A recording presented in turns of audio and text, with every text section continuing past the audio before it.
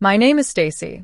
I'm standing outside the shuttered offices of Novatech, watching the movers haul away what's left of a company that was once $1 billion dream. 3 months ago, I was in handcuffs, framed by the very people I'd dedicated my life to. Now, I'm here to start anew, but the journey here was a long and painful one. I grew up in a family where success was measured by wealth and status. My father, Victor, was a ruthless businessman, and my mother, Clara, was a passive, aggressive woman who always took Victor's side. My older brother, Dylan, was their golden child, even though he was a compulsive gambler with no real skills. I, on the other hand, was the brains behind the operation. I graduated at the top of my class in computer science and engineering. When Victor founded Novatech, a company specializing in Class 3 medical devices, I was the one who developed the core technology. I wrote the code, established the safety protocols, and ensured that everything met FDA standards. For 10 years, I worked day and night, cleaning up Dylan's messes and covering for his incompetence. One day, at a major investor event, Victor introduced Dylan as the genius behind the Novatech system. The applause was deafening, and I stood there, frozen in shock. Victor leaned over and whispered in my ear, "Don't make a scene, Stacy. You're just the support. You don't get equity. Smile, or you won't even get a severance." I took off my security badge and placed it on the table, then walked out without a word. Sitting in my old car in the parking lot, I received the daily automated prompt from the Novatech central server. For 10 years, I'd always pressed the green accept button without hesitation.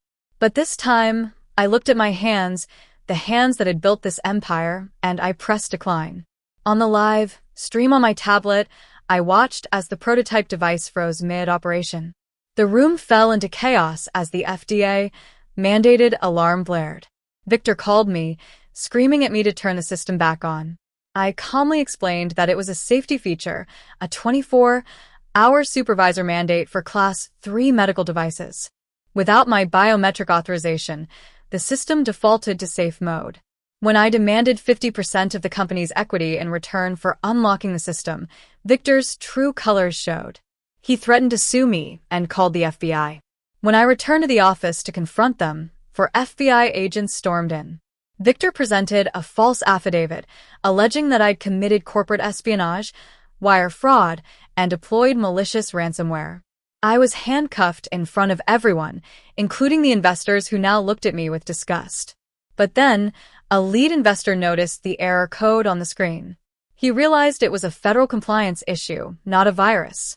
A deeper investigation revealed that Dylan had been overriding limits and falsifying data to boost the stock price. That's why they'd fired me, to cover up their fraud. Moments later, the handcuffs were taken off me and put on Victor and Dylan. 3 months later, Novatech was bankrupt, seized, and liquidated. Dylan went to prison, and Clara abandoned the family, begging me for money, which I ignored. As I unlock the servers for my new business, I feel a sense of liberation. Victor, standing there out on bail, screaming at the movers, is a shadow of his former self. His power was always an illusion, built on fraud and exploitation. I'm free now with my name, my license, and a bright future ahead. Sometimes, the only way forward is to let the wrong system collapse and build your own.